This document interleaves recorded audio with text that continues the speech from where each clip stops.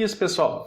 Vamos entender aqui a parte do que é uma modelagem correta para a gente ter o nosso serviço RESTful implementado com os padrões corretos e para realmente ser uma API RESTful. Tá?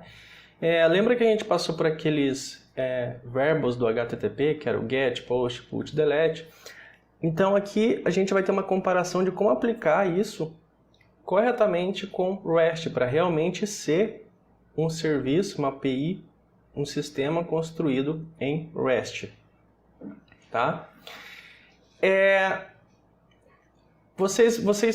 Possivelmente vocês vão encontrar muitos sistemas por aí que falam que é em REST. Não deixa de ser, mas está fora do padrão, tá? O que expõe muitos problemas. Então, quando a gente fala em REST, a gente tem que pensar em simplicidade, facilidade. Tá? A gente não pode amarrar o sistema, a gente tem que pensar que todo tipo de sistema pode consumir nossa API. E a manutenção tem que ser fácil, não pode quebrar, tá? Então a gente tem que pensar em vários fatores para realmente ter uma API REST elegante, usável, escalável, fácil manutenção, tá? Consumo facilitado também. Tá? Então existem alguns padrões aí que a gente tem que seguir. A gente vai ver aqui sobre a modelagem correta das URIs. Não é URL, tá? O URL é, por exemplo, www.javaavançado.com, que é o meu site. Isso seria uma URL, certo? O URI é o quê? É como que a gente vai acessar o nosso método RESTful, tá? Então a gente vai usar o quê? Os verbos HTTP, que a gente decide qual serviço RESTful vai ser acessado, né? Com o GET, com o POST, com o PUT, DELETE, a gente consegue separar. E a URI, que é o quê? É o nosso serviço, tá? E qual método? E a ação que a gente quer, né? Porque o nosso verbo, ele define a ação. Tá?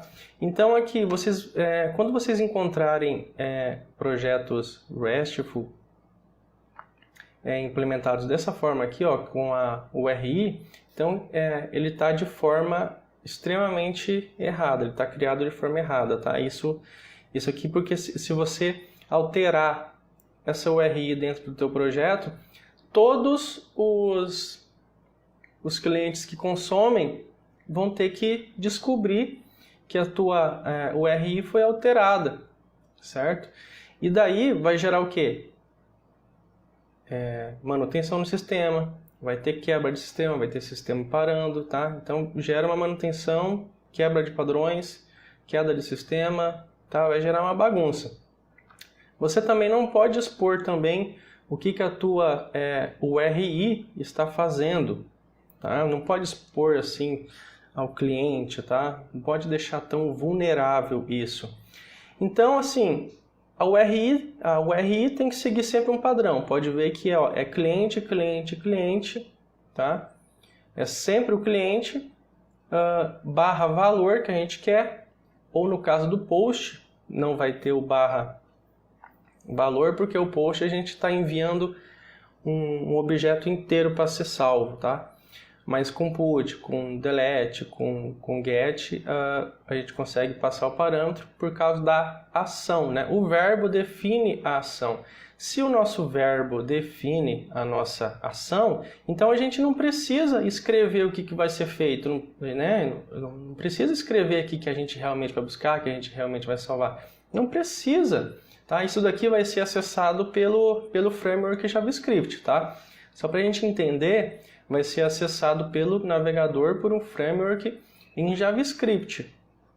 Vai apontar para o nosso projeto, para a nossa API, passando a URI e o parâmetro. Vai passar o verbo e vai passar o URI, que vai definir a ação. Já dentro do nosso código, no código Java mesmo, a gente escreve sim, que a gente vai ter, buscar pessoa. Tá? buscar pessoa. A gente escreve para a gente saber, para a gente, né? Mas você não vai colocar isso na URI. Então aqui, por exemplo, esse controller e esse método aqui com Spring REST, ele está dentro do padrão da arquitetura REST, trabalhando com a URI cliente, ó, porque eu mapeei o URI cliente, tá? Então aqui, ó, a questão dos verbos, quando você encontrar alguma API RESTful implementando dessa forma o URI, tipo, dizendo o que vai fazer, está totalmente errado, tá? A gente consegue dizer a ação e fazer o consumo correto do RESTful dizendo através do verbo. Se é o GET, a gente vai passar a URI cliente /1, por exemplo, ou então poderia ser o CPF. E a gente está visualizando, porque a ação do GET é visualizar, é buscar. É buscar, tá? O POST, a gente só vai passar, vamos passar o verbo HTTP POST e vamos passar para essa URI e o JSON, ele vai entrar no nosso método, ele vai criar, vai gravar no banco. O PUT, a gente só passa o cliente e o código que a gente quer alterar, tá? E o delete, a gente, mais uma vez, a gente vai criar aqui, vai passar para a nossa URI cliente apenas o código, ele vai remover. Então, a ação já define o verbo. A gente não precisa ficar inventando nomes diferentes, tá? A ação já define o verbo. E a gente mapeia o quê? Apenas uma URI de cliente. A gente só vai mapear aqui, ó, no nosso controller, com o request map, a gente só vai mapear o /cliente. Nesse caso aqui, a gente tem o método buscar pessoa. Então, pelo get, tá? Pelo get, eu passo com o framework JavaScript, eu passo lá do navegador em JavaScript. Eu defino que o nosso verbo vai ser o get. Tá? Então, eu passo o get, passo para o meu cliente, passo o meu código. Automaticamente já vai cair aqui nesse método do buscar pessoa, porque eu estou mapeando com get mapping. Tá? Então, a gente vai ter aqui /cliente, o código que eu estou passando. Como eu estou passando o verbo get, automaticamente ele vai cair aqui no meu buscar pessoa. Daí eu vou pegar o meu código, né, ou o CPF, vou implementar aqui toda a minha rotina de consulta ao banco de dados, trazer o objeto, processar o que eu quiser e dar a resposta. A gente sempre vai usar esse response entity, que ele é um objeto que a gente vai conseguir dar a resposta de uma forma correta para o nosso navegador. E a gente consegue sempre também dar o status da nossa resposta, dizendo se deu um erro, se deu ok. Tá? Uma estrutura aqui de um controller e um método RESTful, tá? O controller ele sempre vai ser mapeado aqui com RESTful. Tá? Quando a gente mapeia com RESTful, esse nosso controller ele já sempre vai ficar entendível dentro do sistema, que ele vai retornar dados para a gente, vai retornar JSON, certo? E aqui a gente está mapeando, que vai ser o URI de cliente sempre. Aqui nos métodos a gente não precisa indicar mais cliente /CPF, a gente não precisa, é só aqui, ó, /cliente. Né? A gente mapeia, né? Como a gente tá dizendo aqui que é o get, ó, get mapping, então o nosso verbo é o get. Tá? Esse get também vai ser escrito pelo framework JavaScript. Lá no sistema, a hora que o usuário clicar em buscar, vai ser passado esse get também. Vai ser passado esse get, vai cair aqui, vai ter um mapeamento da URI e vai cair no get. Né? Pela nossa variável aqui, CPF, no caso a gente passou o CPF, pode ser, e daí eu faço a consulta da pessoa no banco de dados pelo CPF e retorno. Tá? Se fosse um post, aqui seria @post. Tá?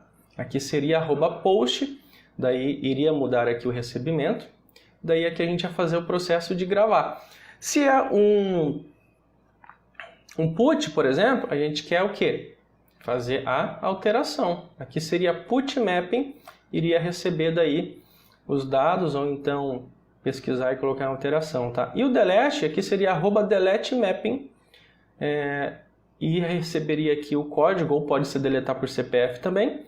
Eu receberia aqui esse CPF, fazia o delete e dava a resposta de que deletou com sucesso, tá? Então, a nossa modelagem de REST é em cima dos verbos que definem a ação, tá? O verbo ele vai vir do JavaScript, do método JavaScript, e automaticamente a gente já sabe qual que é a ação que ele vai ter que chamar dos métodos RESTful na nossa API REST, de acordo com a anotação. Se é GET que está vindo pela requisição, então ele vai chamar o GET. Se é POST, então ele vai chamar o POST. Se é PUT, ele vai chamar o PUT. Se é DELETE, ele vai chamar o DELETE. Sempre mapeando para uma URI de verbo, cliente. Se fosse produto, aqui seria tudo produto, tá? E assim por diante. Então assim vocês já podem seguir, ter em mente esse padrão correto de implementação de REST para serviços RESTful, tá? Essa implementação aqui, ela funciona, mas ela é errada, ela pode dar muito problema, fica difícil.